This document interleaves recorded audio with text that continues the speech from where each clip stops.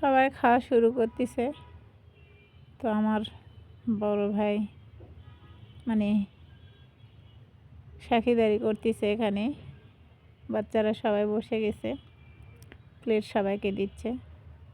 খুব সুন্দর একটা ছোটোখাটো পিকনিক।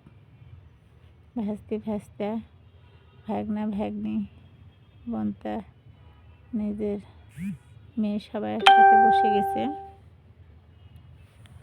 তো সুন্দর একটা আয়োজন হয়েছে, সিম্পল হলেও অনেক ভালো লাগতেছে। তো এখানে কিন্তু মুরগির গোস্ত নাই, গরুর গোস্ত নাই, পোলাও নাই, সান্ডার চাউলের কোনো কারবার নাই। আছে উটের মাংস, আছে বাসমতি চাল। তো মানে আনকমন খাবারগুলা, কিছু কিছু খাবার আনকমন আর কিছু কিছু খাবার